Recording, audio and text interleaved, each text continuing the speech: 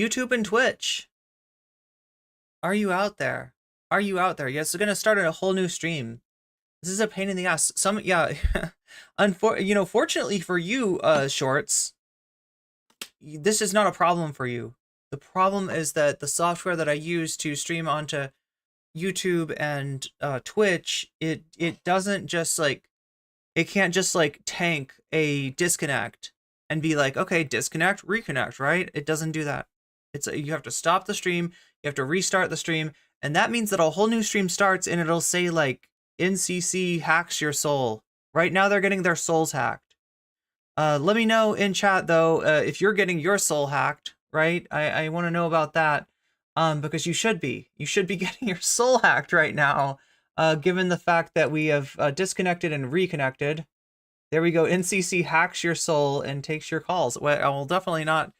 We're not planning to take any calls. But I do want to get done with this. I do want to get through with this content.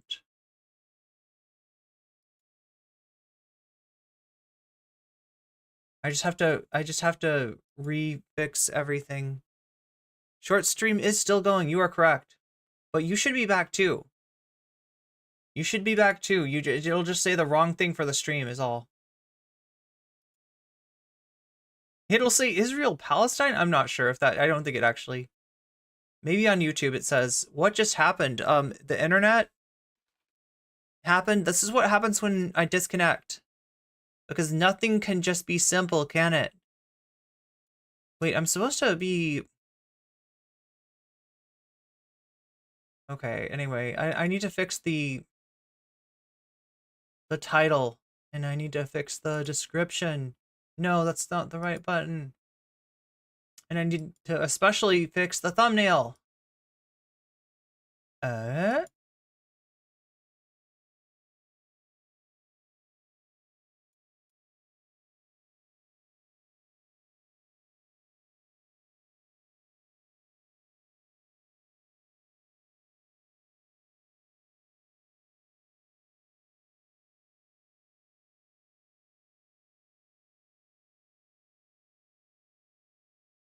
should probably just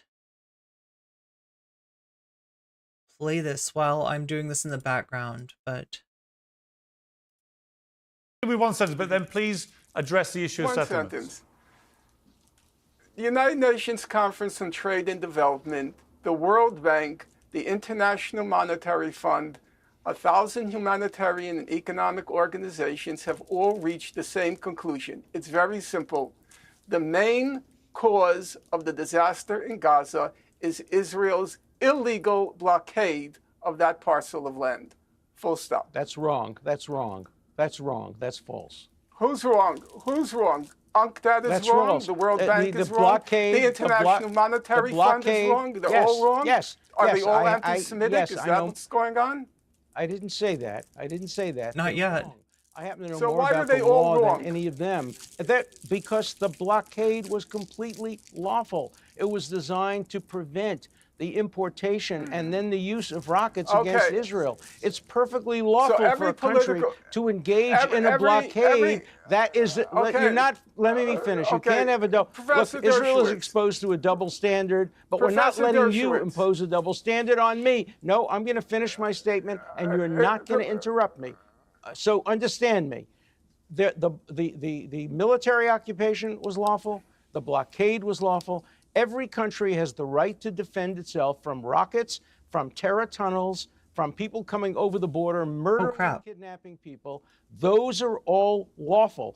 I'm telling you that as an expert in international law and the law of war. Okay. If you want to dispute me, get an expert who knows something about international law. Okay. Not a polemicist like Professor you. Dershowitz, okay. Professor Dershowitz, just as a matter of fact, I teach the laws of war. I've been teaching it for the last 5 years. To my understanding, you're biased. Okay, Professor Dershowitz.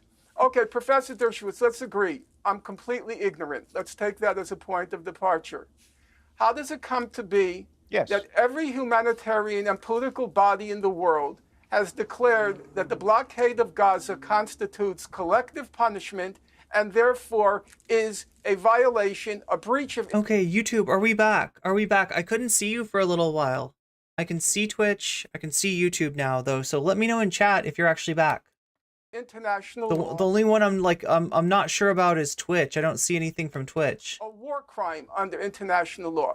How did that come to pass? They're wrong. How is it that first of all, you're wrong. They're all wrong. No, you're not. Page Cut says, I think you were thinking of hand pies.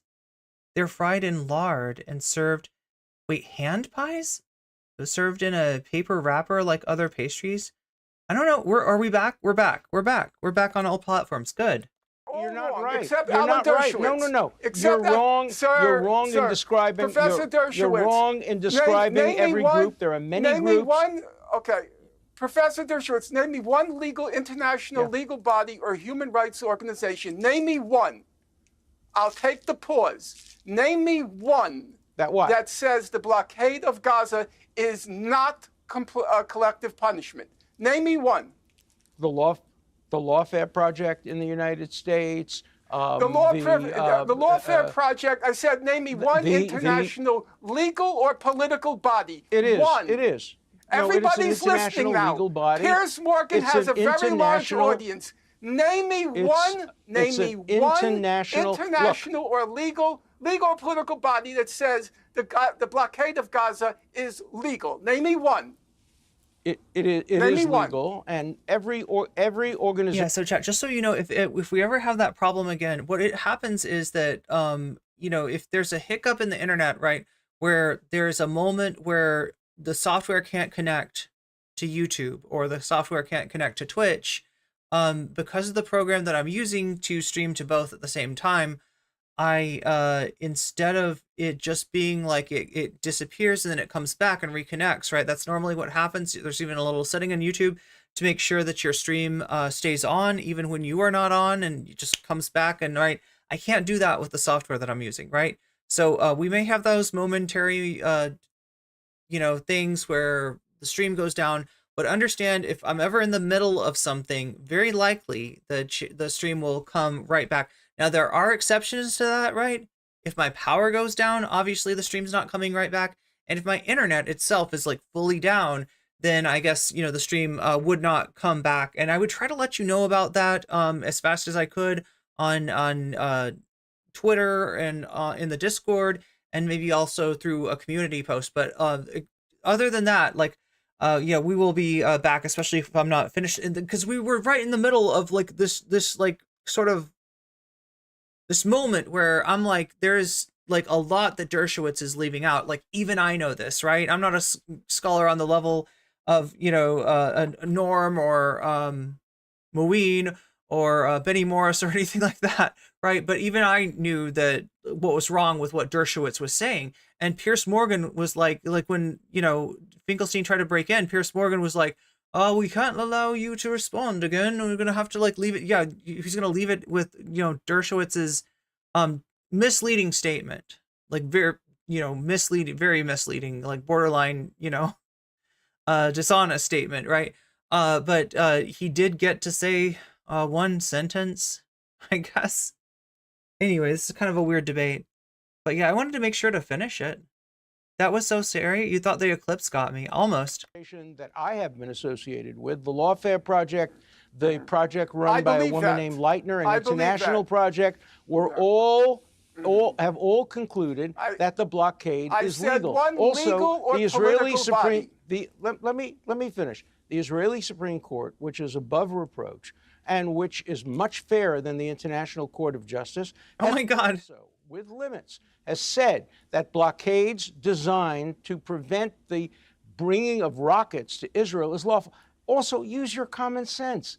What possible reason would there be for allowing a group in Gaza, a group of Hamas, to send rockets without trying to blockade them from bringing the rockets in and building tunnels? Use your common sense. Of course it's unlawful. Okay. Every country in the world would do exactly the same as Israel did. Listen, I think we've exhausted this part of the debate. From being I do want to, before we run out of time, we only have about 5 minutes left, and I do want to get into settlements. And I'll start with you, Professor Finkelstein. The issue of settlement. They go for 10 more minutes. Defensible, actually, what's been going on, and particularly in recent years. on the West Bank. But what is your overview of the settlement issue? My overview of the settlements, as in all topics, is what international law... Is it just me, or does Norm seem like way too subdued? Like, I kind of think he's like sick or something. ...says, under Article 49 of the Fourth Geneva Convention, it's illegal for an occupying power to transfer its population... Like, it kind of sucks that Dershowitz is not getting the pushback that he deserves. But I mean, it sounds I'm guessing there's some kind of circumstance that we don't know about, right? Norm is just like different than I'm used to seeing him. Occupied territory. Now, when that issue came before the International Court of Justice in July 2004, every single judge, including the American judge, Mr. Bergenthal, they all agreed on that one point. The settlements are illegal under international law. Now, under the Rome Statute of the International Criminal Court, those settlements constitute war crimes.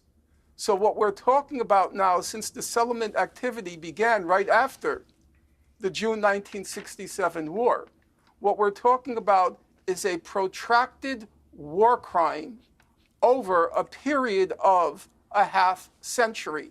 And that's sometimes missed. When we talk about what's happened to Gaza, we're talking about 2 decades. If you go back to the closure in 1990, we're talking about the martyrdom of a people over 3 decades. Those young men who burst the gates of Gaza on October 7th were born into, to use your phrase now, a toxic concentration camp. They were born into it. And that settlement activity, which under the Rome Statute is a war crime, that's been ongoing for a half century. Okay, let me get Professor Dershowitz to respond, please. Yes, Let me respond. Yeah. First of all, Finkelstein and Hamas regard Tel Aviv and Jerusalem as settlements. So you can't take them seriously about anything. They regard all of Israel as settlements. And yes, I disagree with settlements on the West Bank. I have since 1970 when I debated Noam Chomsky. I called for a 2-state solution. I agree with a military occupation designed to prevent rockets and prevent terrorism. But I disagree with civilian settlements. But your cat taught himself to fetch? I've never seen a cat actually do that, right? I've never seen a cat, like, cats will definitely, like, if you throw them something interesting, they'll definitely chase it and paw at it, but usually they don't bring it back.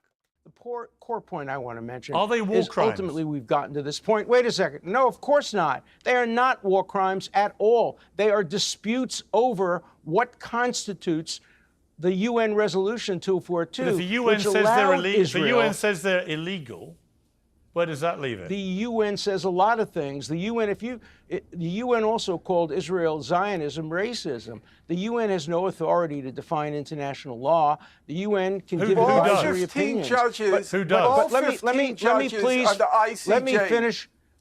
So remember who appoints the justices. You got to ask yourself: is apartheid racism, right? And I think most people would say yes. And then you got to take another step and say, how is, you know, this fundamentally different from apartheid? And if you don't have a good answer for that, then yeah, you know, it's like the jacket fits. To go back to the OJ trial, right? The jacket fits. You must not acquit. No, that's the Vosh trial, actually. Countries appoint the justices. So when Lebanon appoints a justice, it's Hezbollah who's appointing the justice. The International Court of Justice is an illegitimate court. It is not a real court. But I want to get to the core point. What Finkelstein finally says. Wait a minute, let me finish, please. Let me finish. Let me finish. What Finkelstein, I don't entirely know what's even going on here, right? Just like there's such an imbalance between Alan being able to talk and Norm being able to talk, and I don't know.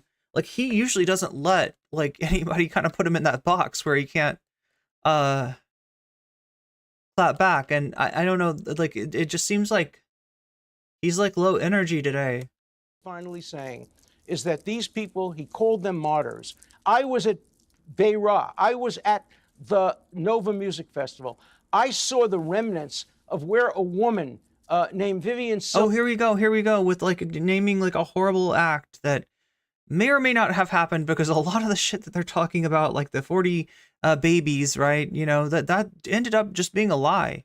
And you feel bad, like, you know, casting doubt on something like that, right? Because, you know, if you weren't there, and if it did happen, you don't want to be like the asshole that's like denying it, right? You know, if true, then horrible, right? But that's how this kind of propaganda works, and he's gonna, you know, he's gonna unleash more of that and use the like our disgust at you know the act, right, as a way to bypass our morality on the situation at hand, on the real, you know, preponderance of you know, Palestinian victims. A peacenik who used to go over and bring Hamas and Gazan people to hospitals was burnt to death. I saw where people were raped. There is no justification for collective rape. There is no justification for murdering a peacenik.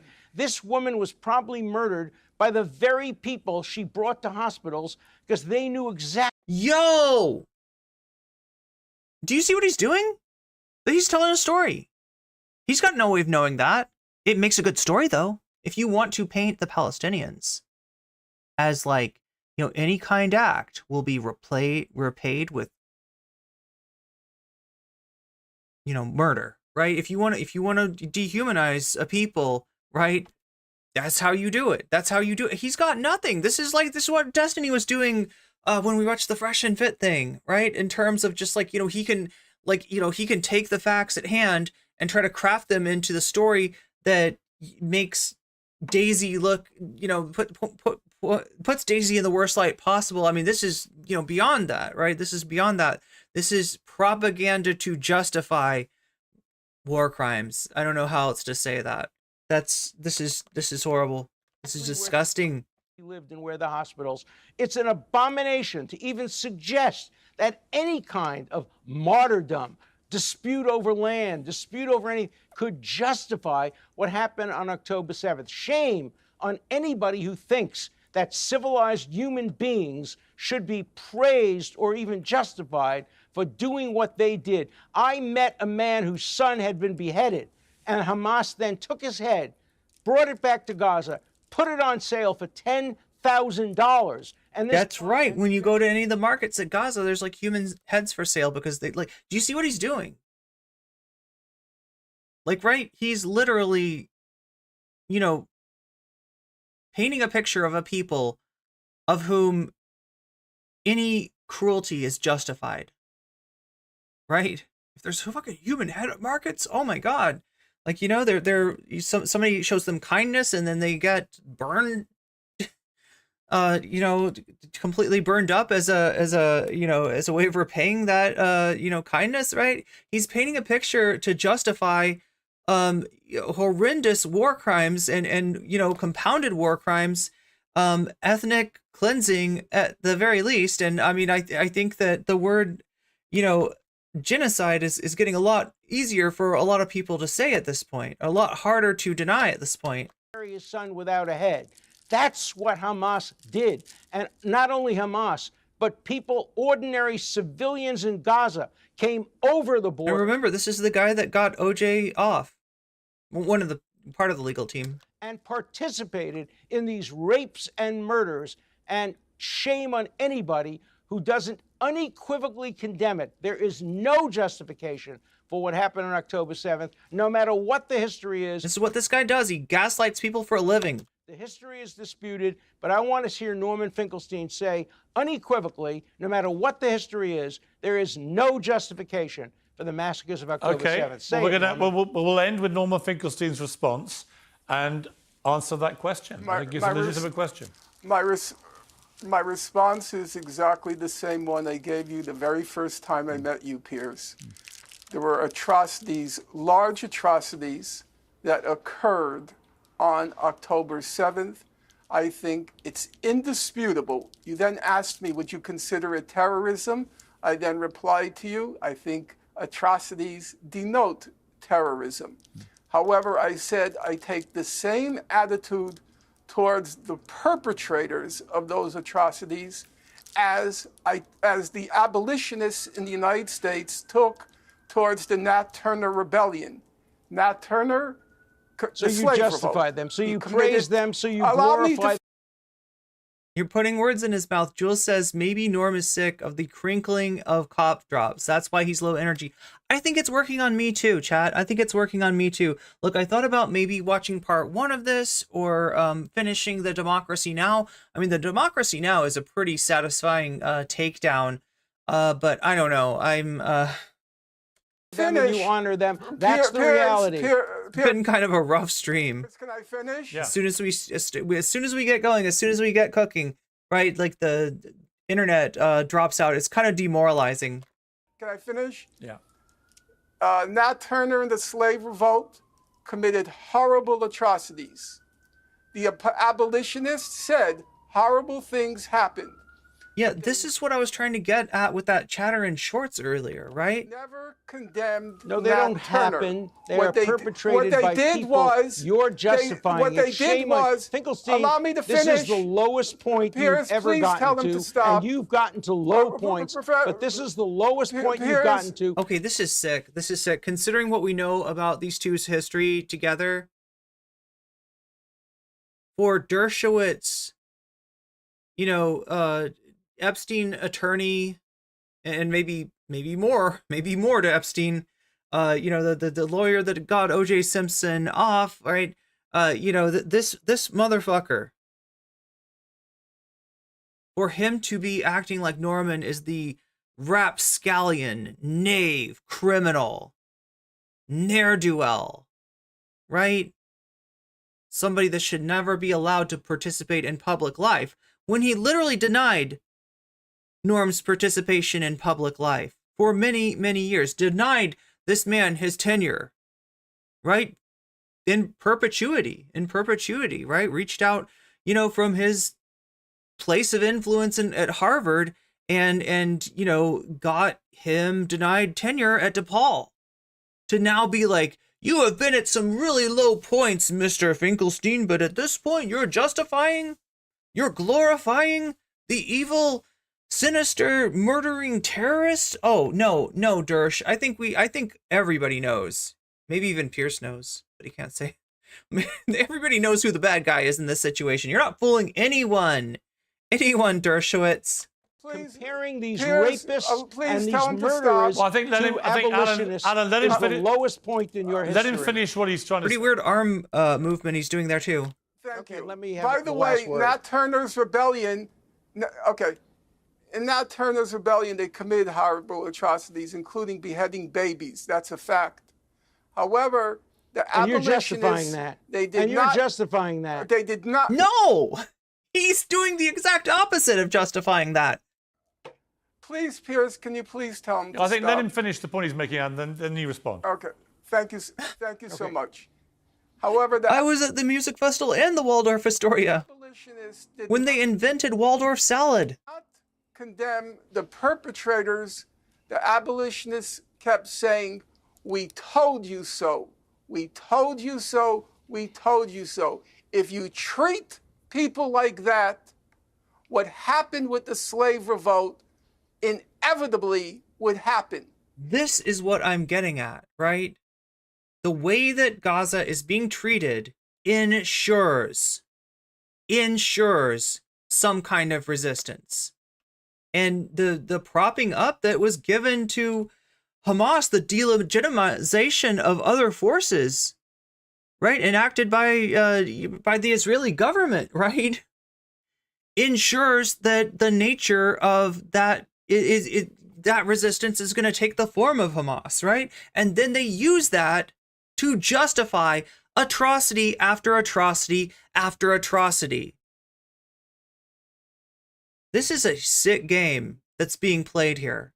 This is a truly sick game. And I say, if you lock 2 million people in a concentration camp for 20 years, half of whom are children who were born into that concentration camp, don't react with shock and dismay and disbelief and indignation at what happened on October 7th. I have spent the last 20 years, I have spent the last 20 years of my life studying what's been done. I thought after the way that you dominated this conversation, right, in no part due to, you know, Pierce's, the way that Pierce moderated this, right, that you were going to let Norm have the last word, but he can't even do that. He can't even do that. The people of Gaza. And each time I reread what I wrote, I'm more firm than ever before. I will not condemn those people, even as I acknowledge that massive, unspeakable atrocities occurred on October 7th. Okay, Alan Dershowitz, your final response. Let me have my last point. Norman Finkelstein, you would not condemn. Let me have my last point. Whatever. This is such a bullshit debate. Hitler, Goebbels, and Goering, because they too went through suffering. Oh my God, this is a Vosh argument. This is literally Vosh versus EJ. Do you see what he's doing? He's literally making an argument that the Nazis somehow had like a legitimate grievance on par with what's happened to Palestine. What the fuck? After the end of the First. Oh my God. They too tried to justify what they did as inevitable because of the inflation, because of living under terrible conditions. They inevitably, yeah, all things that had nothing to do with Jewish people in Germany. Voted for Adolf Hitler. They inevitably built gas chambers. They inevitably built concentration camps. Wow. Do you think anybody's buying this? Like, wait, let me look on Shorts, because if there's somebody buying it, they're probably on Shorts. Anybody buying this on Shorts? Shorts, how are we doing? Wait, are we still here? Shorts has just like dropped off the fucking map. I don't know, chat. I don't know. This is the wrong time for you to disappear. I need some bad takes. Shorts. And you, Norman Finkelstein, who claim your parents are Holocaust survivors, you, Norman Finkelstein, by your logic. Wait, are you what? What are you denying? Like that his parents are would justify every single one of the 6 million Jews who were murdered because the Germans who did it don't deserve condemnation. What are you walking into here? A absolute tirade of bullshit from the Dersh. Victims of the Versailles Treaty at the end of the World War I. This is Alan Dershowitz, Epstein's lawyer, O.J. Simpson's lawyer, the guy that got Norman Finkelstein denied tenure because Norman exposed his what seems to me, to my eye, to be academic dishonesty. Although I am not making a legal claim because this guy's notoriously litigious. So, but yeah, essentially, this is the fucking bullshit artist of all bullshit artists. The guy that ruined Norman's life, the guy that drove him into the arms of the likes of the Gray Zone and all those like anti-woke, anti-cancel culture, assholes over there, right? Anyway, chat, this is so complicated. I feel like I'm just adding more to it. Like, somebody in Shorts asking for a simple explanation, and here I go making it more complicated. But it is complicated. These two have a long history together, and it's playing out still. This is the second debate they've done on Piers Morgan. The third debate that they've done, I guess, in this, century, the first one being the Democracy Now!, the debate so epic that it has its own Wikipedia page. There's a Wikipedia page, I kid you not, just for the debate between Finkelstein and Dershowitz, right? This huge, amazing, exposed moment where Alan Dershowitz is not only like, sloppy research or sloppy academic work, but also plagiarism of sloppy and fallacious academic work was laid bare by one Norman Finkelstein in the midst of a Democracy Now! Like, people come on, they talk about their books. Usually they're selling their books. Usually it's just a chance to for Amy Goodman to have a conversation with an author about what they've just written, and the author to maybe sell some books. But in this case, we weren't buying what Alan Dershowitz had to sell because Norm was exposing it, and for that he paid a price, and he's still paying the price. This his renaissance essentially has been this situation in which his expertise, his field of knowledge, his field of writing becomes more relevant than it's ever been. And that's kind of what brought him back into the spotlight, to the degree that, that he's not, blacklisted now. But yeah, he spent, upwards of 15 years absolutely in the wilderness. It's the situation you're in, Norman Finkelstein. It's despicable. Okay. Well, we started. You're despicable. We end with the Daffy Duck gambit.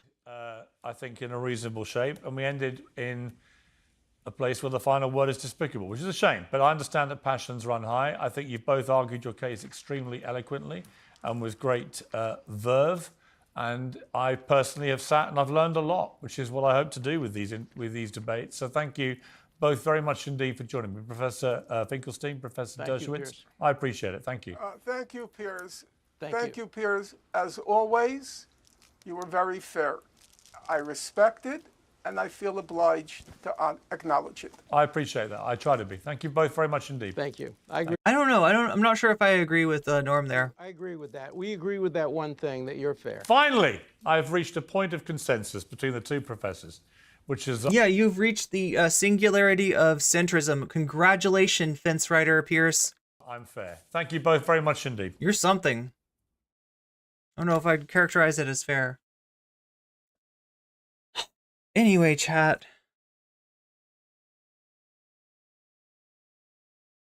What a shit show. What an absolute shit show. And,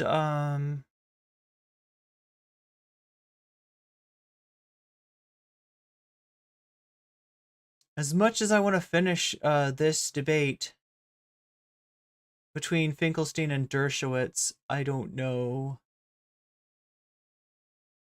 Like, I'm thinking about putting a price on it. No, chat. I don't want to ransom out a super chat.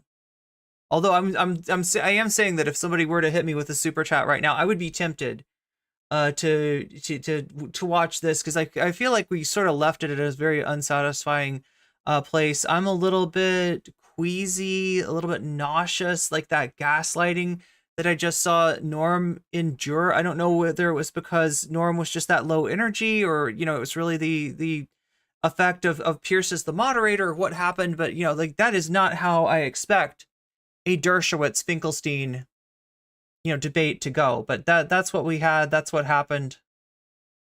There's also this one here that took place 3 months ago.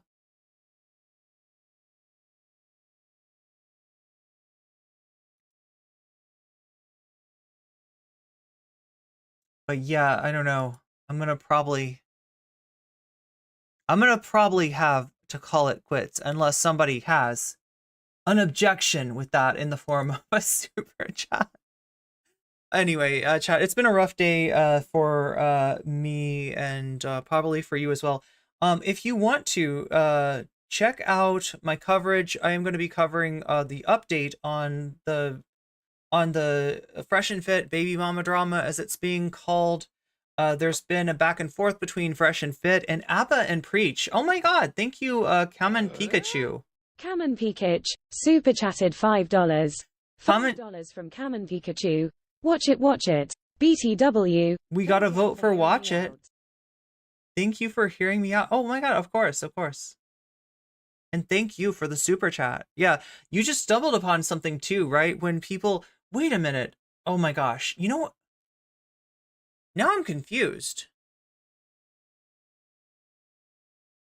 Okay, wait. That's why. Okay, yeah, because the super chat still comes up. How come the other super chat didn't do that, though? Okay, so normally if you super chat like $5 or more, you get a sassy British voice to read out your super chat over everything that I might be doing. It will interrupt me, and I won't be honestly like mad at it, because it is a super chat and it is inherently good, but Anybody else want me to hang out and finish the Amy Goodman thing? Play a little Vampire Survivor? No, I can't ever get Vampire Survivor to work on shorts. I don't know why it is. My software that does shorts does not like to play well with. Oh, did you know that Vampire Survivor is getting they're releasing it for the PS4 and the PS5, and apparently they're adding characters from Contra, not ContraPoints, but Contra, the video game. Like, right, the old video game Contra. They're adding those characters. So that's interesting. I mean, I'm of course just going to still be playing it on PC, but you can't debate stupidity coupled with lies. Yeah, I guess so. Pierce moral conundrum. Morgan can never be called fair. Yeah, that's what I disagree with as far as what Norm was saying. I don't know why he felt, well, you know, he does feel like obliged, right? He was really nice to Candace, he said, because Candace was willing to listen, and, you know, it's essentially give him her platform, for him to, you know, essentially to talk to her. To talk to her Groyper audience. That's the thing that I'm not sure Norm understood. Is right, you know, it's a big platform. It's very tempting.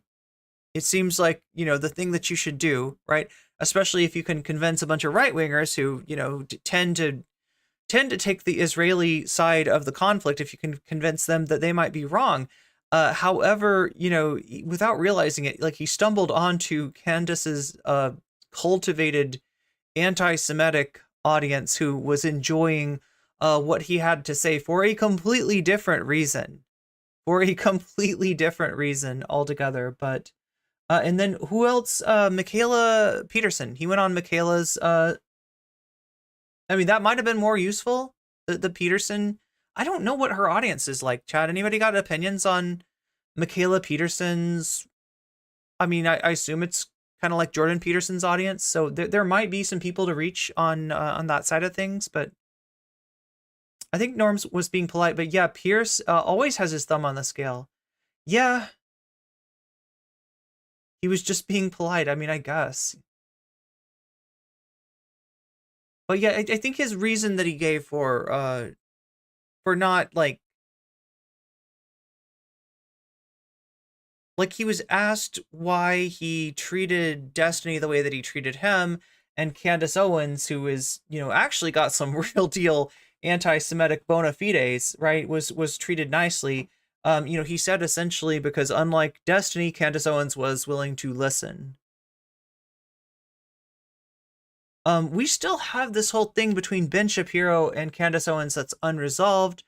There was a thought that maybe they might be debating, but that hasn't materialized yet. Trust that if it does, we'll watch it here. I'll go over that. I'm also going to be going over the rest of the Fresh and Fit drama. More stuff has happened, and essentially, you know, TLDR is that it's even worse for Fresh and Fit than it was before. They ended up exposing something about Daisy that made their audiences hate them even more, right? So Fresh and Fit is kind of cooked. Kind of cooked now. And like I said, not even Destiny can save them. So yeah, new video was out today. If that's a cool way to catch up with the streams. Yeah, I do try to put out videos from time to time. What the videos are, like I was explaining earlier, are stream segments that are just kind of have their production value ramped up, have some of the dead space, the boring stuff, the not great stuff. You know, like if it like when I'm cooking, that's what's on the stream. When I'm not cooking, I kind of cut that out. So I cut the Fresh and Fit video way down for people. I think it was like 6 hours. I went over Fresh and Fit for 6 hours last Saturday, and it was it's a bit much for most people to digest. So that's what the videos on this channel are for. I might change that. I don't know, because like I do see a lot of people coming into the premiere and being like, wait a minute, I already saw this stream. And it's like, well, yeah, that kind of sucks for for the audience that watches the stream, some of you might not want to watch, not necessarily watch it over again. It depends though. If you missed part of it, that's, a primo way to catch up on what you missed. But if you watch the whole stream, then yeah, it kind of sucks. So I don't know. I mean, I guess the possibility exists of releasing that stuff on a different stream. But yeah, I've got a lot to think about, a lot to decide about.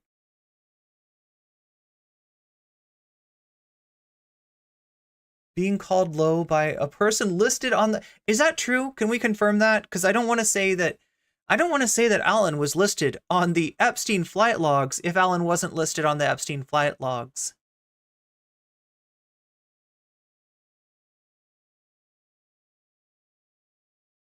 But I also feel like I have heard that Alan was listed on the Epstein flight logs. Strawman everywhere feeling strong in the face of this last Dershowitz argument. Yeah, it's a weird thing for him to say, and like I say, it has a parallel in terms of Vosh's argument. He's not exposing his ignorance the way that Vosh was, right? Vosh made some, ahistorical statements that I can tell sort of where they come from. I can tell where he got the perception that, of the claims that he made about like the representation of Jewish people within, the banking industry and in Weimar, Germany. But he's just wrong. He's just wrong. Dershowitz didn't actually, offer any sort of... Wait, that was something. Let me read out. Oh, good for Gabby. Wait a minute.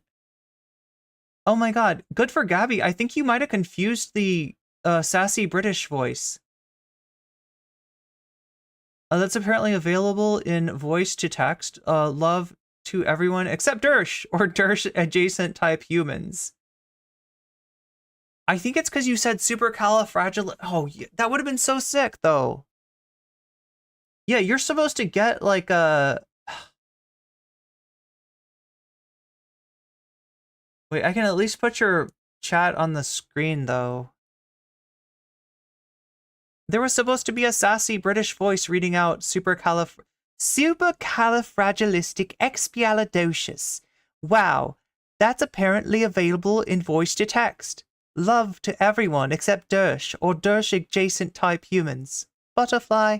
See, that's what it would have sounded like, sort of. That's my imitation of the sassy British voice. So am I getting that people want this? Do people want me to roll on with the Amy Goodman and watch that? Because I think I'm getting a second wind. Starting to get a second wind. Is that the fresh cooked fit? Basically, yeah. That is true. And it's weird, right? Because he is getting shit on. He is getting shit on by all sides, including Fresh, right? But we're gonna I think that's gonna be either Saturday or Friday. That I will cover Fresh and Fit. I can't believe that voice to text had no problems with that.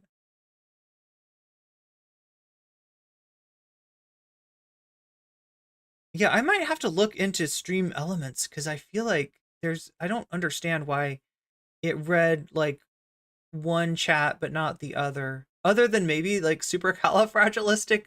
Maybe it just couldn't handle that. Supercalifragilisticexpialidocious.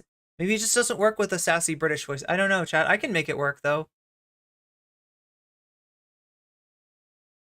Wait, did it actually read it? Why did I not hear that? Did you hear it on your end?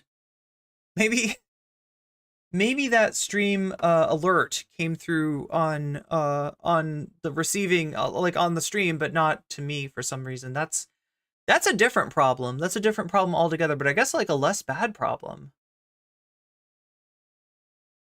Are we gonna do this? Do we have a vote of confidence? We're moving forward with the vote of confidence. What am I even talking about? I'm not making sense. See, this is what's worrying me. Part of me is like, you are as out of it as Norm. Am I as out of it as Norm? I feel like I'm slightly less out of it than Norm. I feel like I'm coming back too, because I had this like nausea that just set in. Part of it is what's the reality of what's happening in Palestine. Part of it is the comparison of the reality of what's happening in Gaza to the discussions that are happening and the gaslighting that's happening and the gamification that people like Stephen Bonnell do to this discourse, where it's sickening to see the reality of the situation disconnect so hard from the discussion of what's going on.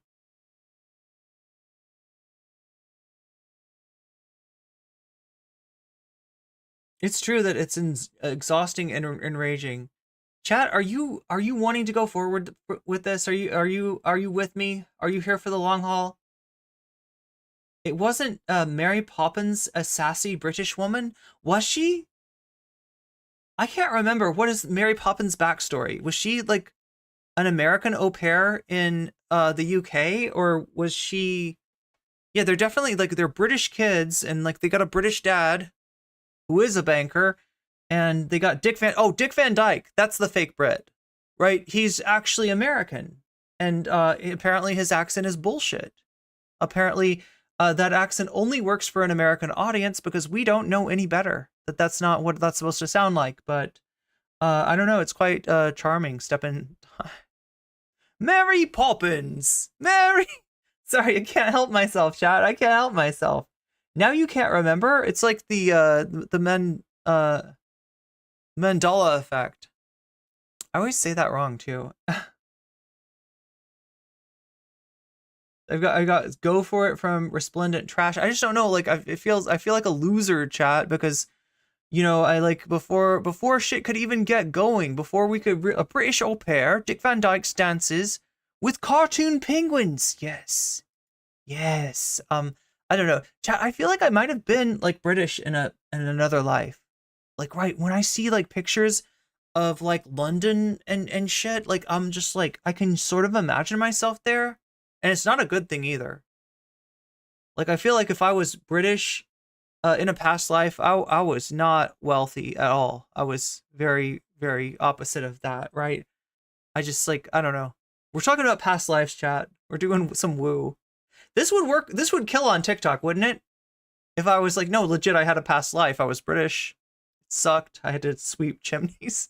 I just stole it from Mary Poppins. Like that would kill though. That would unironically kill on TikTok. But yeah, I don't know. It just it looks familiar is all. I don't know what it means. Oh my god. I don't know if it means anything at all, but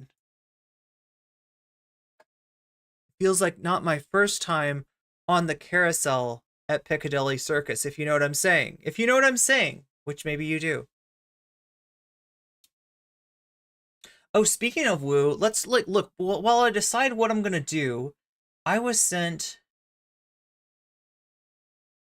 I don't know, we can't watch woo.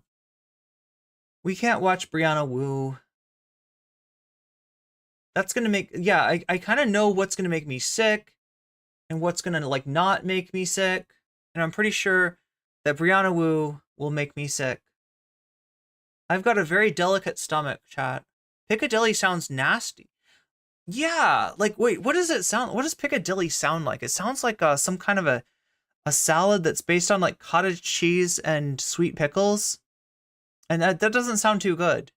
What does Piccadilly sound like to you, though? That's the real question.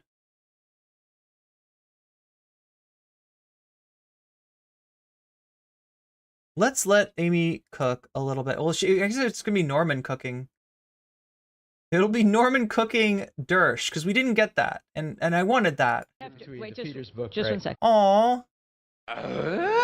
Good for Gabby super chatted $9.99. $9.99 from Good for Gabby. Take care of yourself, Irene, as B-Cat reminds us. Self-care all yourselves. Aw, that's really sweet. That's really sweet. Wait, B-Cat reminds us? Oh, B-Cat K reminds us to take care of ourselves and each other. Or that's probably what I say. But I'm sure B-Cat K would endorse just that sentiment. We have to break for stations to identify themselves. They have 60 seconds. Yeah, it's a hard break. And when When we come back, Professor Dershowitz can respond. You're listening to Democracy Now! On the Pacifica Radio Network. We're talking to Professor Alan Dershowitz. He's author of a new book. It's called The Case for Israel, in debate with Norman Finkelstein. Among his books, The Holocaust Industry and Image and Reality of the Israel-Palestine Conflict. You're listening to Democracy Now! Stay with us. Look at the charts. Yo!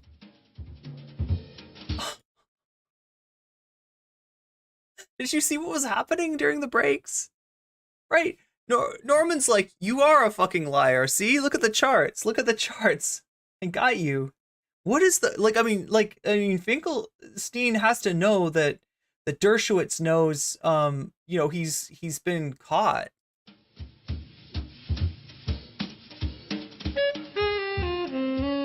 Oh shit, the music is my kryptonite. Oh my God. And yeah, as long as we don't 40 other books, go too long on the short stream. Same quotes. They're very extensively used quotes by Mark Twain, because Mark Twain traveled to Palestine. Mark Twain's a very prominent American writer, and what he saw in Palestine is very relevant to the debate. He saw barren lands. He didn't see a Palestinian community.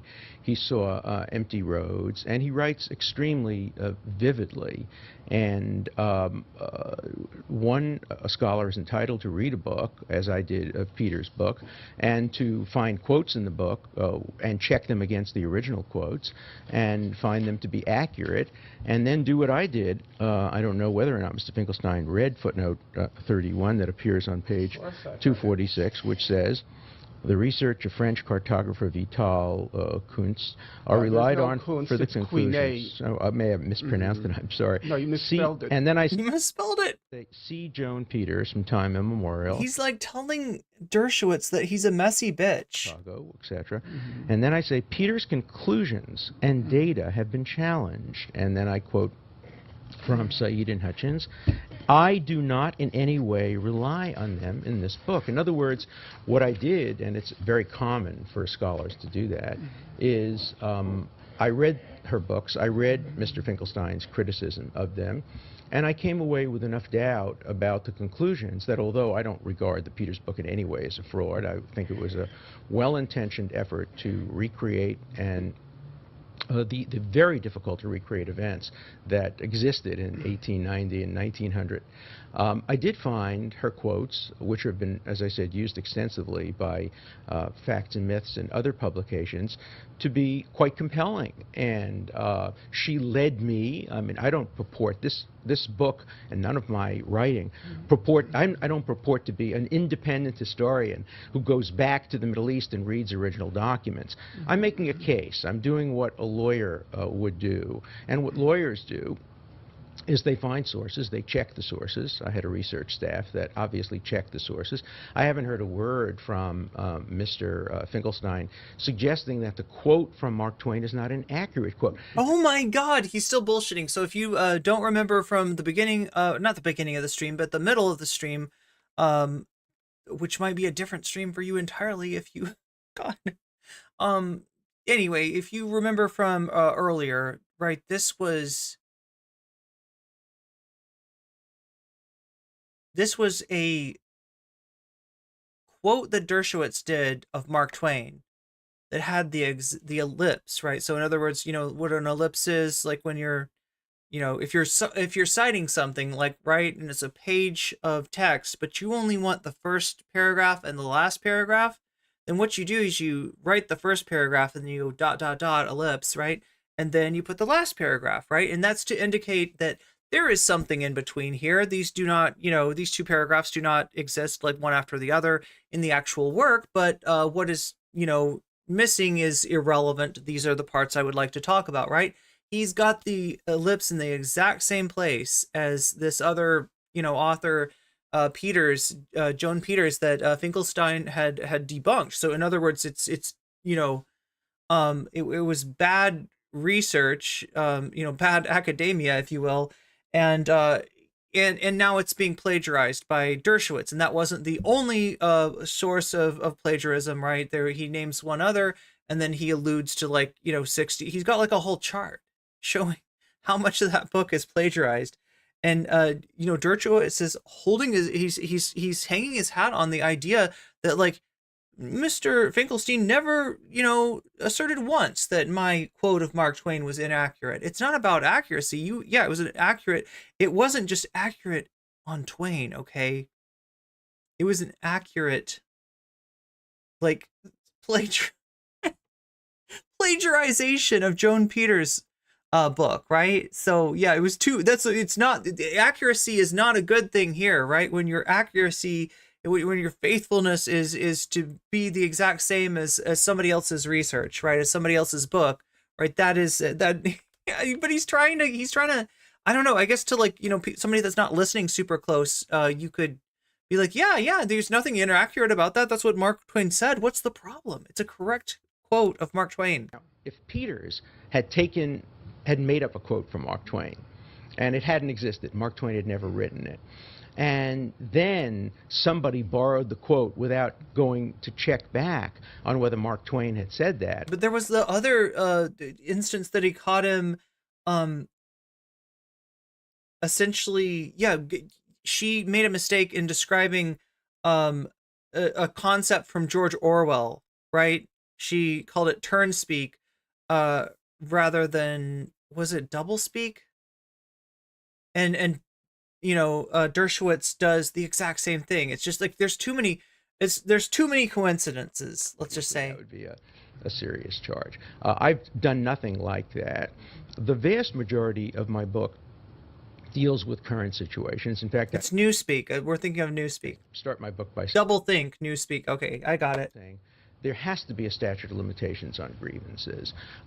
I don't try to base the case for Israel on the fact that Jews lived in Palestine before the birth of Jesus, or the fact that Jews were expelled from what is now Israel in 72 AD.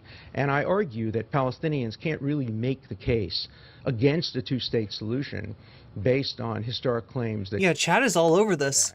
100 years, but in the first couple of chapters, which multiple chatters, brief, I recount, never purporting to be creative or original in the recounting. I recount what has been accepted as the traditional but history. Now there are freaking communist invading radicals. Welcome in, Trequartista. Welcome in. That traditional history includes the fact that the land, particularly what is now what would be Western Palestine, what was the part of Palestine allocated to Israel in the 1947 division, was land that before the Jews got there in the first Aliyah, about 1880 something, and the second Aliyah in the beginning of the 20th century, was land that was coming into disuse. Now, these are controversial, by the way. There are some Palestinians who say you shouldn't trust Mark Twain. There are some Palestinians who say you shouldn't trust the various English travelers. Reasonable people could disagree about that. I quote those... What is that whole thing? It's a principle of, like, a certain way that people will lie, where they are laying in all kinds of details to make their lie sound more believable, right? But essentially, it's misdirection, right? Direction at, like, well, is Twain a competent, competent to make this comment about, like, right, is some would say no, but, like, he's just distracting, right? The thing is, he's distracting from the accusations of plagiarism. And I would play the talk about the accusations thing. Wait, you know what? I can. I just have to attenuate the volume. Wait, this is how I do it. Okay. Yeah, like, he refuses to talk about the allegations.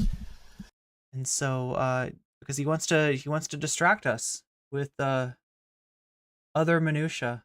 Sources. I lay them out there for people to read so that they can evaluate the claims that Israel was established on the basis of colonialism. I make the following argument, which I'd love to hear Mr. Finkelstein rebut. You can't be a colonialist country unless another country sent people there as soldiers to take over that country. For example, France sent its settlers to Algeria. England sent its settlers to India. The Dutch and other countries sent their settlers to parts of Africa with guns to take over. What did the Jews do during the first Aliyah and the second Aliyah? They escaped from countries that were persecuting them. They escaped from Russia. They escaped from Poland. They escaped from Lithuania. Yeah, I mean, this is actually kind of interesting. This is like, I can see why this is such a legendary debate, right? He is trying to talk about his book, right? He came on and like, I maintain this, right? Even on Democracy Now, the chats with authors most often are, I mean, like they, the authors have interesting things to say and, they want to talk about those things, but a lot of what it's for the author is to maybe give some people a reason to go and buy their book. I know that I got Naomi Klein's latest book after hearing her on several podcasts. So, it definitely works from my experience. They didn't come at the request of those countries. If you claim people... Did I say Natalie Wolf? Wow. I'm talking about Naomi Klein. What the fuck? Who is Natalie Wolf? No, like this, the whole point of Naomi Wolf's last book is that she's getting Naomi Klein's last book. Oh my gosh, chat! I'm getting doppelgangered. I'm getting mandala'd. Like I don't know. I don't even know, chat. What's colonialist? You have to say on whose behalf they were working. The Jews who came there weren't working on behalf of Russia. They weren't working on behalf of Poland. They weren't. I love how the whole point of her book is like, I am not Naomi Wolf, and I'm confusing her now. Now it's got in my head, right? The whole point of doppelganger is that like, Naomi Klein found herself always getting mixed up with another Naomi Wolf, who's kind of diametrically opposed to her for the most part politically. Lithuania. They came as refugees, much like American Jews came as refugees to America.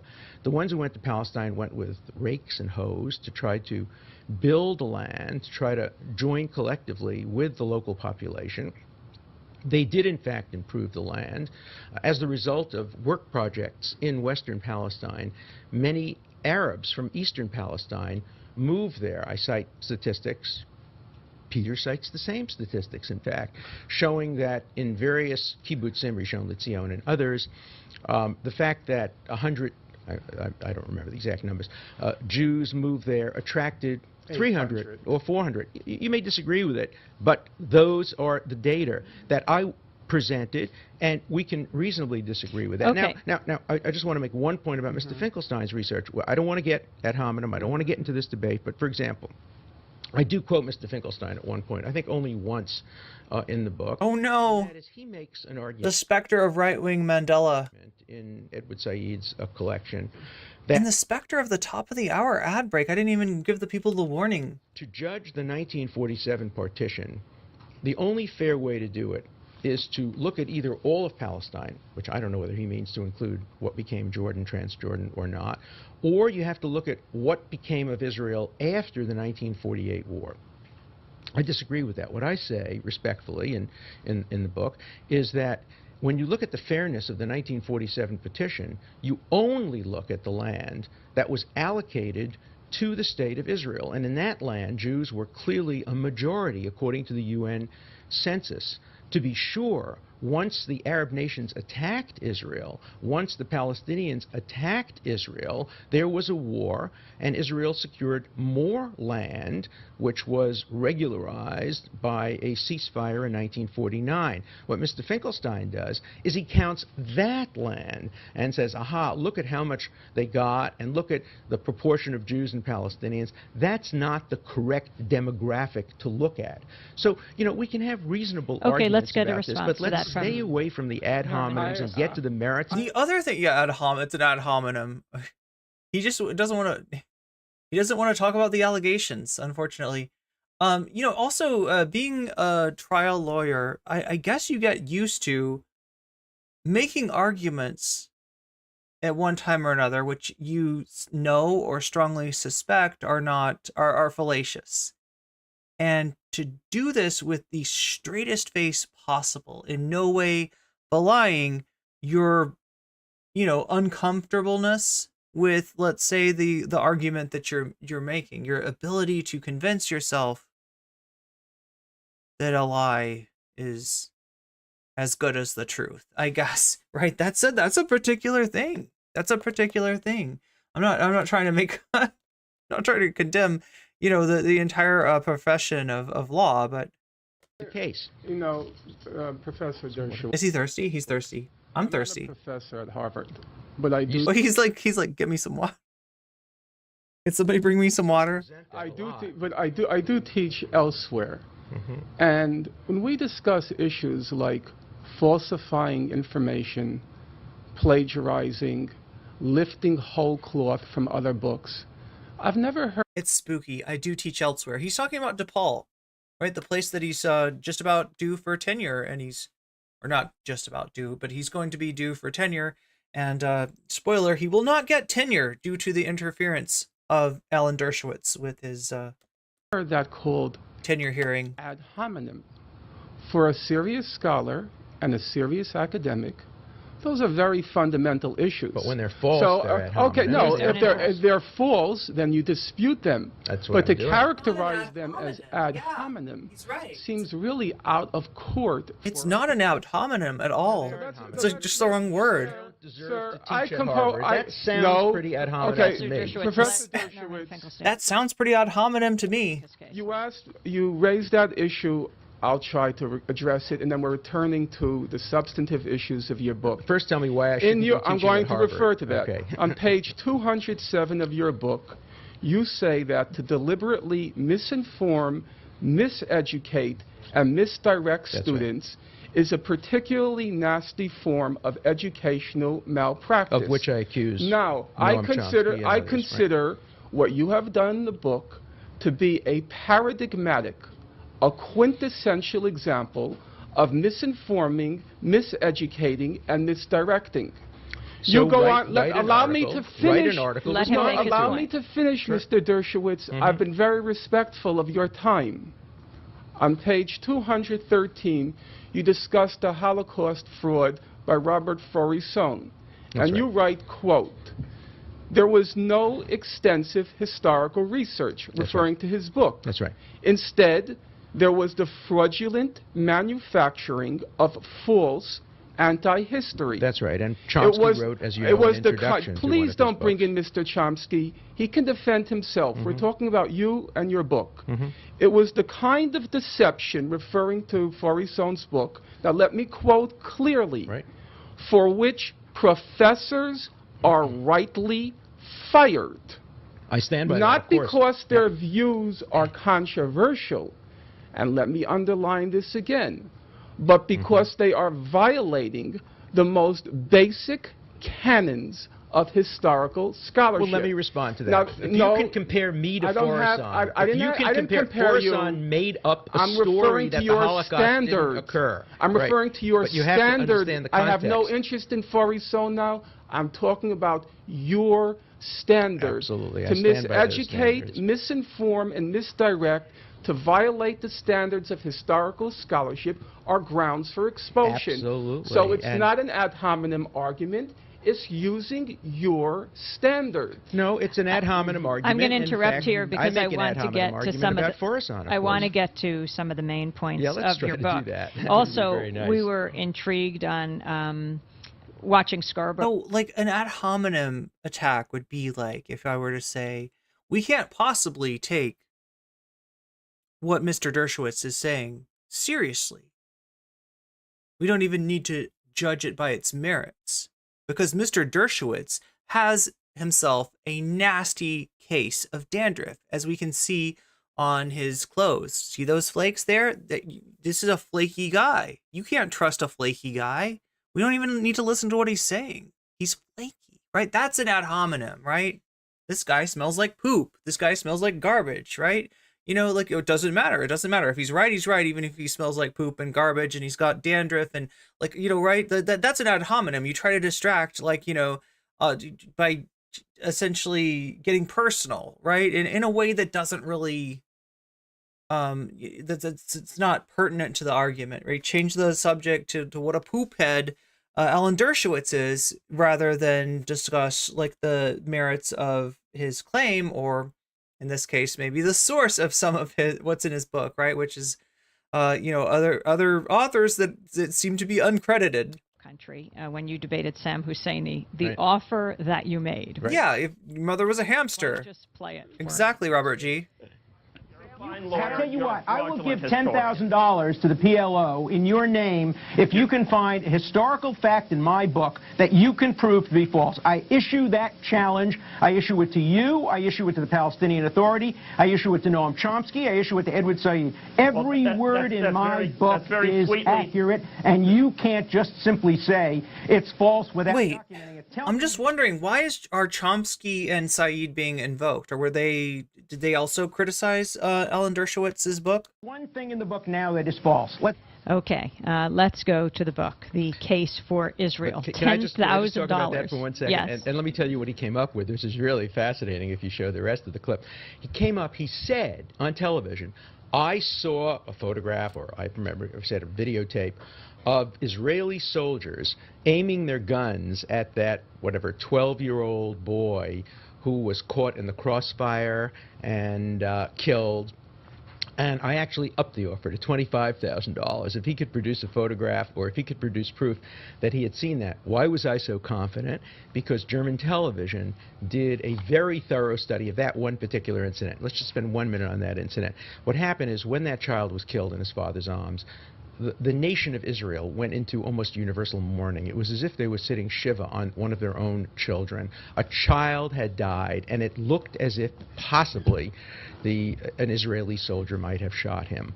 When you contrast that to how Palestinians respond to a child dying in Israel from terrorism dancing in the streets, it's a very striking comparison. Then Smash or pass? What about kick or keep, chat? Do you know what happened on Kick or Keep? There's some Destiny drama that I'm not covering because I don't really care about Destiny or his orbiters, but there's some kind of drama between Destiny and Quarantos, right? I think Quarantos like the host of Kick or Keep. All right, it's this show, like it's this show where essentially they bring on 4 streamers and the audience votes at regular intervals, I think, whether to kick or keep different panel members, right? And whoever can stay on the longest wins. German television did a study, and they found out that the Israeli soldiers were positioned in a way that it was physically impossible for the bullet from an Israeli soldier to have hit that Palestinian child, and it was virtually certain that the bullet had come from a Palestinian gun. In my view, that's not particularly relevant. When a child is caught in a crossfire, it's a tragic death resulting from the crossfire. Wait, is this particular incident what spawned Hollywood? So if you don't know, chat, Hollywood is a conspiracy theory that atrocities that happen to Palestinians are, particularly like children, are not real. That there is a sort of a film industry, if you will, in Palestine to create the illusion of such atrocities, right? And it's just a pure conspiracy theory. It's pure like, well, I don't know. Those could be, maybe they're lying, maybe they're making it up, maybe they're, right? It's which bullet actually hit him was not relevant, but that was the answer that he came up with. Norman Finkelstein. Well, first of all, I want to clarify the monetary issue.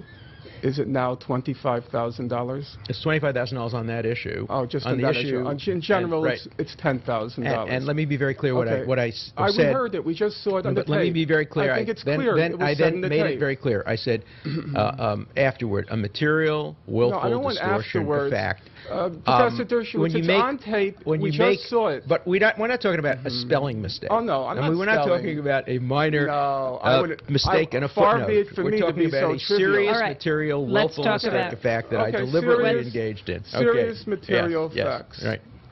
Let's start. Number 1, I'm going to first deal with just concrete facts which are not particularly controversial, which can easily be confirmed. On page 80 of your book, you write that according to Benny Morris, between April and June... Benny Morris being an Israeli historian. I have a copy of his book here, which I'll hold up. Right.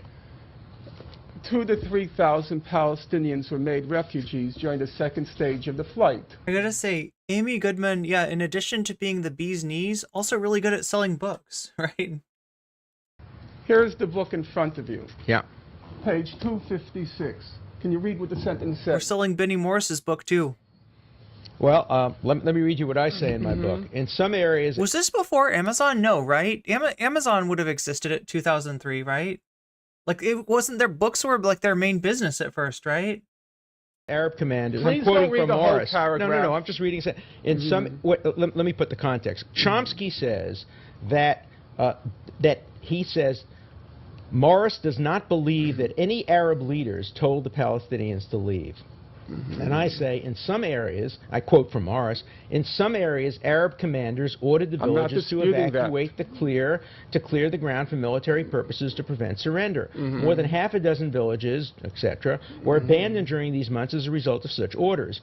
Elsewhere in East Jerusalem and in many villages around the country, the Arab commanders ordered women, old people, and children to be sent away out of harm's way. Indeed, psychological preparation for the removal of the dependents had begun in 47-48, when the Arab High Command and the Arab League had periodically endorsed such a move in contemplating the future of Palestine. And I say, therefore, Chomsky is simply wrong when he says that there's no evidence, and he says again at another point, nobody today believes that any of the refugees were told to leave. And so I dispute that by quoting Morris himself. You seem to have an obsession with Mr. Chomsky, but he's not here. I'm here. Let's look at what is the beef between Chomsky and Dershowitz, I wonder? Actually, I thought I was going to be debating Chomsky today. Oh. The next sentence, please, Mr. Dershowitz. Norman Finkelstein, what a nightmare. This is serious. I agree with you. Read the next sentence. Morris estimates, in your book, I have it right in front of me, the next sentence. Morris estimates that between 2,000 and 3,000 Arabs fled their homes during this phase of the Arab-initiated fighting. Okay, can you please read what Mr. Morris wrote? Well, no, you're talking about one... Please read what he wrote.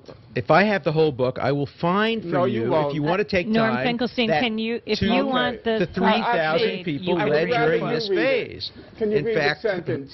Okay, I'm looking at page 256 of Benny Morris's book, Righteous Victims, A History of the Zionist Arab Conflict. He's referring to phase 2 now, the same one as you. Go ahead. And you're talking about right over here. Altogether, yeah. Altogether, about 200,000 to 300,000 Arabs fled their homes during the second stage of the Exodus. There's a big difference between 2 and 3,000 and 2 and 300,000. Now, you could check this many times, Mr. Dershowitz, but you're really going to have to pay the $10,000. No. And I hope you'll allow me to I hope you'll allow me to earmark it for Janine. I would like to give it to Janine. Oh my God, he is calling him on his bullshit. We're talking about a variety of the OJ trial.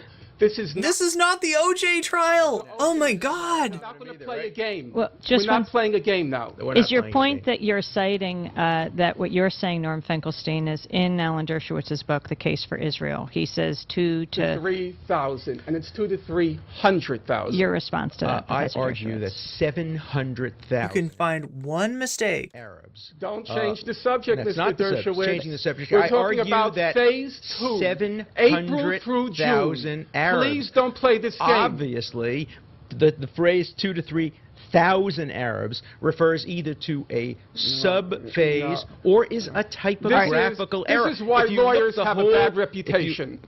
Because you're playing a game now. This is like Joe Rogan with Jamie. Pull it up, Jamie. I've read the book twice. In but fact, do I ever dispute that 700? Do I ever dispute that hundreds of thousands in fact, people I've read the book 6 times because I read Joan Peters 4 times.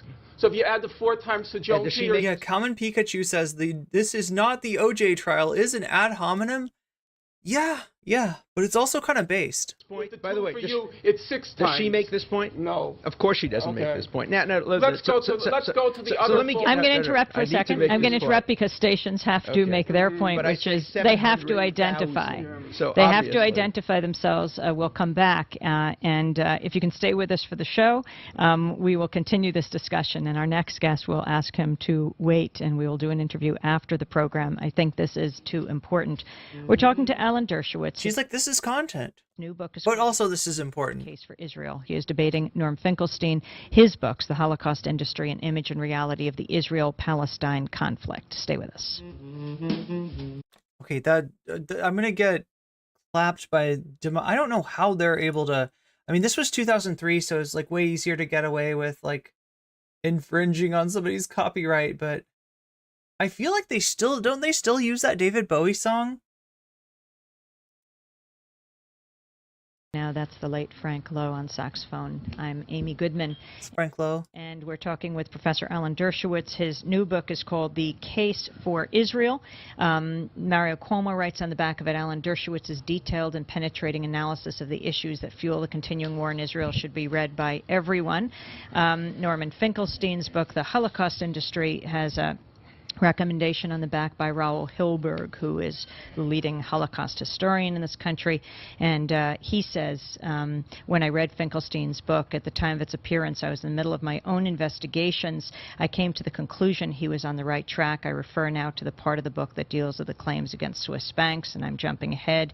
He says, I am by no means the only one who in the coming months or years will totally agree with Finkelstein's breakthrough. Okay. So let me focus on the 2,000 or 3,000. This is such an obvious point when you think about it for a second. What is the context I'm arguing? I'm arguing that lots and lots of Arabs, in contradistinction to what Chomsky said, were told to leave by their Arab commanders. Obviously, it's in the interest of that argument to maximize the number who would leave. Only an idiot would deliberately minimize the number who's leave. Let's refrain from ad hominem attacks. No. I'm talking about myself. Okay. I'm talking about myself now. Okay. I would have been an idiot had I used 2,000 when the actual number was 200 to 300. If you wanted to make an accusation, you would say, instead of saying 200 to 300, he said 400 to 500,000. Remember the argument. The argument I'm making is that lots of the Palestinian refugees who left as the result of orders from their leaders during this. I mean, I think the point is that you said that if anybody could find an error in your book, you would pay out, X amount of money. Did he say to like the Palestinian Authority? Is that what he said? I don't. So they showed that like him talking to somebody else. Incentive, if we take Mr. Finkelstein, would be to exaggerate the number. Now he accuses me of reducing the number by 100-fold. Obviously, there are only two possible explanations for that. Factual errors. But why would anyone make a factual error that would hurt their position? Mr. Dershowitz, obviously, Mr. Dershowitz, it's the with all due respect, Mr. Dershowitz, did you hear that? I heard that.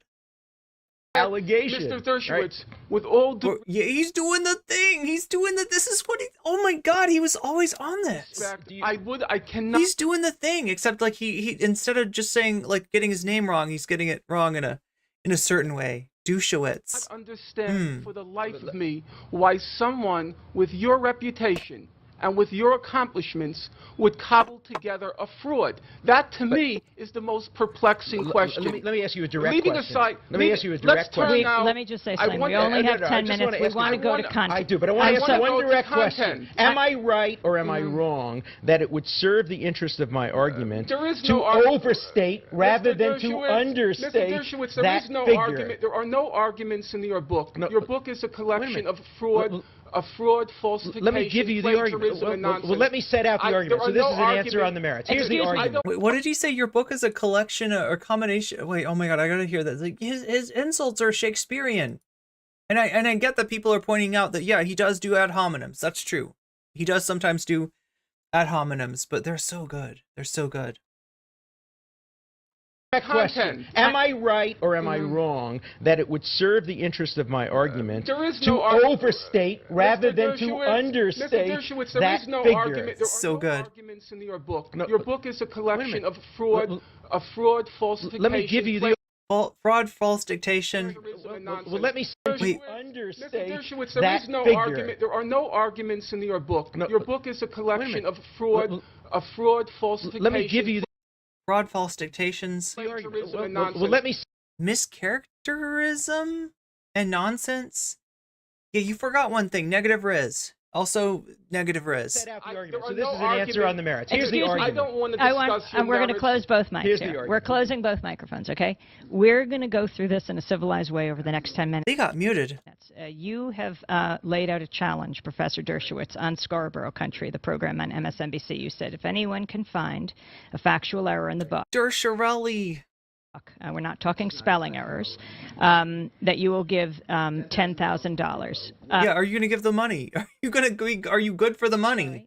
Yes, as I said, I'm prepared to do that. Now, okay, now I'm going to interrupt. Right. This is a major challenge. It is. You've put it out on television. Norman Finkelstein, you have laid out one error. Oh my God. Whoever's interested served. Chad Alpha, you're reading my mind. That's exactly what yeah. You call them ad hominems.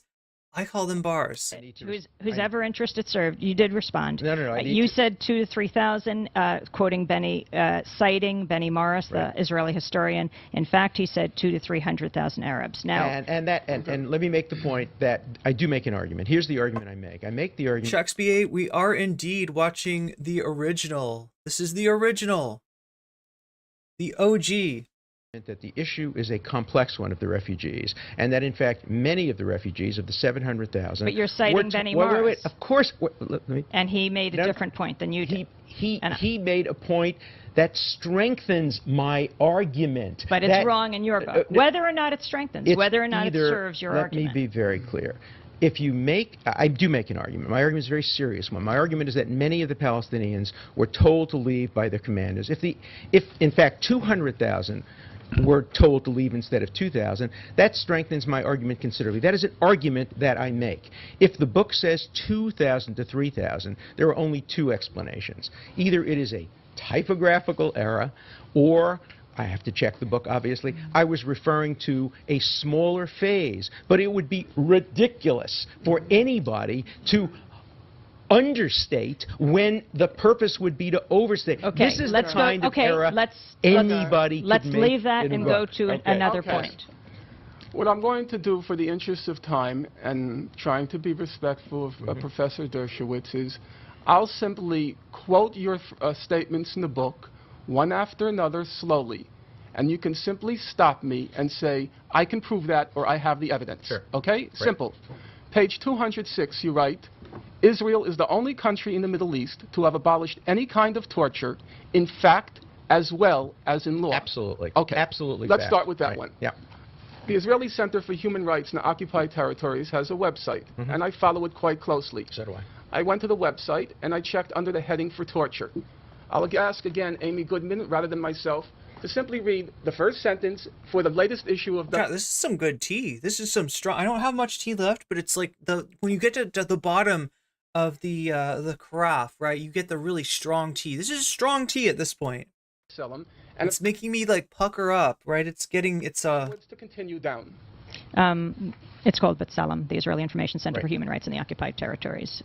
Please keep in mind, he said, Mr. Dershowitz said, in fact, as well as in law. Please. The first headline is as torture. Interrogation by torture and absolutely prohibited by Israeli and international law. Right. Despite this, Israeli security forces breach the prohibition and torture Palestinians during interrogation. I don't agree with that. I mean, we have a reasonable dispute about that. What Israel does, and what Israel did until 1999, was what the United States is now doing in Guantanamo. That is, they put people in uncomfortable shabak positions. They put hoods over their head, often foul-smelling hoods. They play loud music. There's a cover story in the Atlantic Monthly this month, which talks about rough interrogation techniques, and it describes what the United States is doing, and it says that Israel used to do that. There's some possibility it continues to do it. That's simply not the kind of torture that international law prohibits. And in fact, my point is, in Jordan, torture is routine. In Egypt, it's routine. Definitely. The Israeli Supreme Court took an extraordinarily courageous decision in 1999. I commend everybody to read it. It's online, in which Justice Aaron Barak said that as a democracy, we must fight terrorism with one hand tied behind our back, but in the end, we have the upper hand because we comply with the rule of law. Israel is to be commended for its attempt to regulate and control the torture of ticking bomb terrorists. What the fuck? So you stand by your statement Absolutely, that they do not without any question. Is this how he got OJ off? And that the Supreme Court has abolished it, and if anybody were to engage in an act that constituted torture, they would be in contempt of court. Dershowitz. Yes. And I'm right and you're wrong on this 6 minutes. I am simply right and Less you're than wrong 6 about minutes this. to go. All right, let's stop. Yeah, he's absolutely filibustering here. International, who I know you think is an untrustworthy source, Human Rights Watch, B'Tselem, they all reach the same conclusion. And they're wrong. Israel still continues to practice torture. Well, you can say they're wrong, but let's be clear. Describe what Israel does. Sir, What do you define as torture? I'm not an expert in the topic. You certainly are not, but yet you're making an accusation. I don't make the accusation, Mr. Dershowitz. You're confusing things. I go to the mainstream respected human rights organizations, and I look at what they say. Let me talk about amnesty. And they apply the international standards. You have a number of points here. Okay, we have 5 minutes to go. I need to respond to you this. did respond. No, I didn't respond to this. Let's go to number No, two. I need to respond to amnesty. How is he able to dominate the clock the way that he is, right? You saw that in the debate with Piers Morgan. The recent debate, you're seeing this here, that he is somehow able to get himself extra time, it seems like. You have 30 seconds to respond. Okay, Amnesty International. Amnesty International recently said that Aharon Barak should not receive an international prize because he doesn't believe in human rights. He is one of the greatest advocates of human rights. Amnesty also on Alan its Dershowitz, website let me ask you a question. I'm going to interrupt for a second because you're on another point. B'Tselem. You just think B'Tselem is wrong. No, B'Tselem is wrong. Okay, Norman Finkelstein, next point. Because they define torture in a way that would include what the United States is doing. We have 4 minutes to go. 4 minutes to the end of the program. Number 2, you write on page 126. So peaceful up here, but now there are freaking communist invading radicals. Yo, welcome in.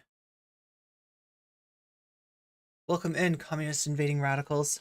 There is no evidence that Israeli soldiers deliberately killed even a single civilian in Janine. Absolutely. Now, Mr. Dershowitz, I looked carefully at your book. You don't like Amnesty International. I'm a member. You don't like. I'm a member. I know, but on the question of Israel, on the question of Israel, I like Amnesty on Israel in a great many instances, but I disagree with some of its conclusions. And you don't particularly like B'Tselem. I do like B'Tselem. If I were an Israeli, I'd belong to B'Tselem. So don't characterize my views. You don't know my views. I read your book, or the book you purport to have written. Now you're claiming somebody else wrote it. I hope so. For your sake, I truly hope you did not write that book. I proudly wrote it. I think the honorable thing for you to do would be to say, I didn't write the book. I had no time to read it. I'm sorry. I wrote every word. That would be the honorable thing. I urge. I have okay, you've made the point about Janine and whether an Israeli soldier, whether deliberately shot a civilian. Let's quote Human Rights Watch. Yes. They put out an extensive report on Janine. Now, Human Rights Watch, you nowhere in your book mention, nowhere. Let's see what Human Rights Watch concluded on Janine. Quote. Oh shit, we're supposed to cover Destiny. Fuck. Evidence that Israel committed, quote, war crimes in Janine. Further. Chad, are you okay that I got distracted by this debate and watched this instead of Destiny's response to Norman? Like we saw, Norman, I don't know, I feel like some Destiny fans might be upset. Quote, and I want everyone to listen carefully. Some of the people that came over to my channel from the video this morning. Many of the civilian killings documented by Human Rights Watch amounted to unlawful or willful killings by the IDF. Please listen to the words. I'm listening to the words, killings. And I deal with this very directly in my book. And then Human Rights Watch copiously documents multiple cases of willful killings by Israel. Okay. What did Mr. Dershowitz write? What did Mr. Dershowitz write? There is not a single case of you want to not only not a single case of Janine, but let me tell you why I make my point. I make my point because there is absolutely no incentive for the United States or for Israel or for any other democracy ever willfully to kill an innocent civilian. Every time an innocent civilian is killed, it hurts Israel. It hurts it domestically. Him and Pikachu says Norman comes off a bit debate bro-y at times. Yeah, I mean, he is. He's a debate bro before debate bros. It hurts. No, let me finish my point. I mean, Dershowitz is just absolutely brazen with his ability to just like lie to your face and play these games. But it hurts it internationally. Now, every Norm definitely loves debates. Country engaged in urban guerrilla warfare will inadvertently kill civilians. But the very idea that an Israeli soldier who are trained in the idea of the holiness of arms, who get better training about avoiding civilians, who are punished for killing civilians. Let Norman Finkelstein read a response. You're making the point that in general you wouldn't think they would. Gave a very lovely bar mitzvah speech. Now let's read what the Human Rights Watch wrote. Quote, among the civilian deaths were those of Kamu Zigir. Listen carefully. A 57-year-old wheelchair-bound man who was shot and run over by a tank on a major road outside the camp on April 10, even though he had a white flag attached to his wheelchair. That sounds pretty deliberate to me, Mr. Hirsch. If it's true, the Israeli the whole world is lying. Only Joan Peters tells the truth. Wait. First of all, Joan Peters has never written about this issue. This issue is one where, of course... And for the record, anybody that, like, Joan Peters is the person whose book Norman debunked, right? And whose book, snippets of this book, he's finding snippets of her work he's finding in Dershowitz's book, right, including a Mark Twain quote with the ellipses in the very same place, as well as a mistaken invocation of George Orwell's Newspeak, as she misremembers it and calls it turn speak. He did, he's got the same thing, right? There's too many coincidences, right? And like on this very Democracy Now! Episode, he is busting Dershowitz for what seems to me, right, and I'm saying this in a very particular way, not as a legal claim, right? This is all allegedly, but it seems to me, from my perspective, from my point of view, looks very much like academic dishonesty on the part of Mr. Dershowitz. Now, this is prior to Norm not getting his tenure at DePaul. This is prior to that happening, and a lot of people think this is the reason. This was, his Dershowitz interfering with Finkelstein's tenure was strike back for this incident. The Israeli military, but the United States has investigated Janine. The United Nations has investigated Janine. Some of the Did they make up that example? Some of the Let's same get sources. this clear. Some of the same Did Human sources Rights Watch that make you're up that citing example? First said there Did were Human Rights Watch 5,000 make up that people example? killed. No, that was an Did example. Human Rights? You said they were given it to please, them Mr. by a Dershowitz, source, this is and disgraceful. it was disputed. You're shaming your institution. I'm not, except first You're of all, shaming your institution. Let me make it very clear. I You don't said, speak on behalf of Harvard. not I speak on behalf. not a single one. Did Human Rights Watch make that up? No, but did Human Rights Watch make it up? Human Rights Watch Did attributes it make it up? Let me, No. can Did I they make finish up my- that can I example? finish my point? All right, on that note, What we're wrapping up is the what program. happens is Human Rights quotes people who... Professor Dershowitz, make it let up, me of ask this course, question. yes. Did you investigate the Human Rights Watch report? Of course I did, and I read it. And you found that to be I found incredible. that to be incorrect. Not only that, the United States government has found that to be incorrect. On that note, we have to wrap up the show. I want to thank you both for being with us. Alan Dershowitz, The Case for Israel, Norman Finkelstein, The Holocaust Industry. You decide. Our website, www.democracynow.org. Okay, get rid of that music. Get rid of that music before I get in trouble for it. Dershowitz was James Somerton before James Somerton. That's what I was saying, and in a way, so yeah, Finkelstein was H Bomber Guy before H Bomber Guy. Chat, we made it, and I think I didn't turn into a pumpkin. I'm pretty close to pumpkin status now, though, aren't I?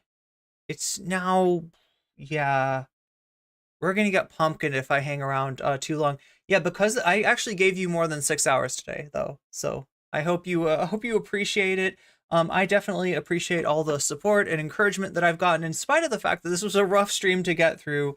It's your support, whether it's through financially or just through hitting that like button, that has kept me going.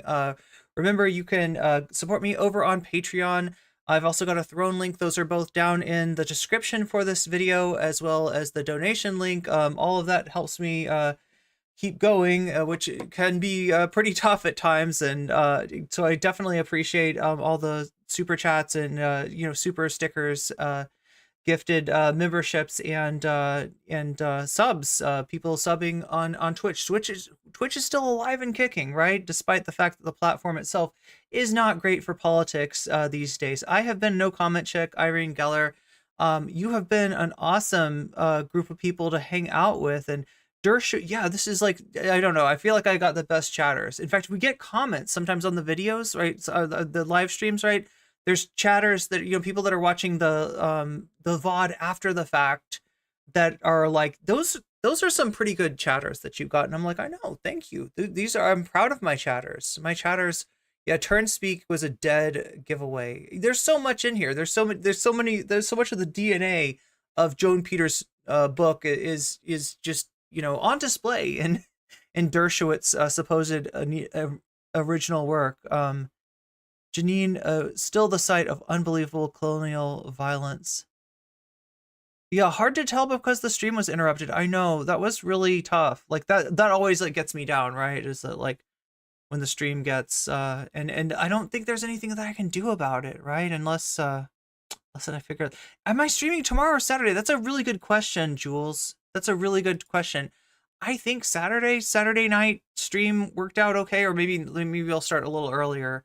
I want to cover the latest development in Fresh and Fit. I know some of you don't love this, right? These are some toxic people, but hey, at least it's their downfall. So, I mean, that's good to celebrate. And like I said, not in the title of this video that just came out this morning, if you haven't seen it already, check it out. Not even Destiny can save Fresh and Fit, and he tries. He definitely tries, right? I was getting gaslit. I shouldn't say gaslit. I was getting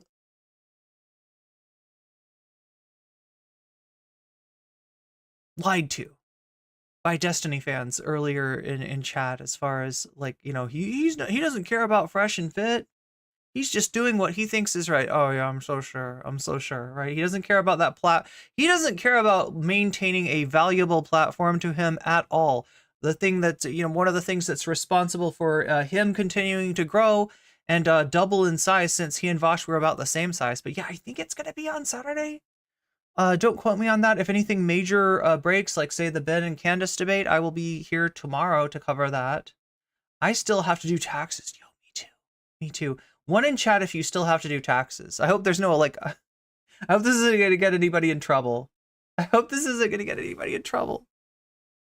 But, yeah, including me, right, saying that I still need to do those taxes. And it's not simple for me either, right? It's not whatever. Most of you probably have a much simplified, you know, way of paying taxes versus somebody who does independent contracting at several companies.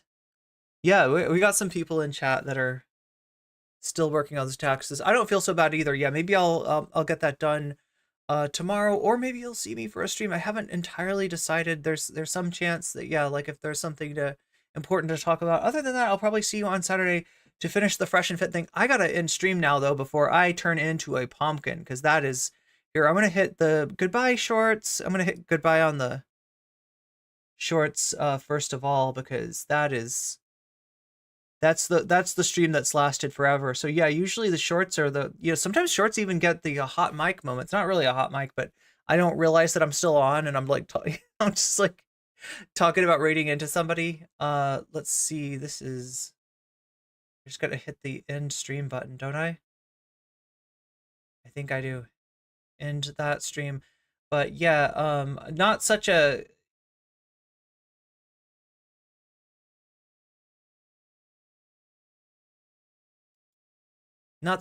difficult question when it comes to, or like we're not on such a time thing when it comes to YouTube and Twitch, because the stream went down, and that's tough, right? It makes it really tough, right? There's a lot of things that are kind of tough for me right now, like making decisions about, I don't know, there's some people that don't love the fact that they get live streams and then the videos that come out are like from those live streams. Now that's how streaming works on YouTube, because they just don't prioritize a live stream the way that they do a video, right? I can't, like, theoretically I could come on here and you know, with a script even, or you know, just a real tight idea of what I'm going to talk about, and do a video, do it live, right? And put it out, and it should be able to compete with other videos on YouTube. But that's not the way that YouTube works, because it's like, you're a live stream and we're not going to quite, you know, promote this the way that we would a video. So then it's imperative upon me to release videos as well. And there's two ways I could do that. Either take a decent amount of real long time, like stream way less, and make prepared content, which I've been tempted to do. Yeah, prepared content, that sounds pretty fun, but it means that I can't stream as much, so that kind of sucks, right? And since so much of my income is dependent on streaming, you know, I kind of get put in this thing where I feel like I have to stream, or do what I'm doing, which is release like segments from the VODs, and then deal with the fact that some people are getting stuff in their inbox that they're like, I would watch this, but I literally already have. I was there live. Why do I, you know, like, and I get how that is. So yeah, I'm trying to think of, like, some people do it different, right? Some people will do, like, one channel is the channel that they stream on, another channel is the channel that the VODs get posted to, or the clips get. I don't know. There's a lot of different ways to do it, but I haven't found the perfect way just yet. But I am listening to your feedback, so definitely keep it coming. But yeah, chat, that is going to be it for me tonight. I'm glad that we got to, like, I thought about just like ending it with Finkelstein and Dershowitz, but it was such a downer. It was such a downer to sort of like end it with like the most anemic performance I've seen by Finkelstein thus far, and he's so good usually, right? So it was just kind of like, oh, that sucks. I mean, I don't know. Did Dershowitz win this round? What do you think? You can let me know in the comments, actually, because I should probably end stream pretty soon here. Yeah, we're definitely gonna end the stream now. I will see you either tomorrow or on Saturday for more vibes. Yeah, especially if we do the night streams have good vibes. All streams have good vibes. Oh, you're so sweet. Good for Gabby, and you are too, Jules. Good night, everybody. Take care of yourselves and each other. Seriously.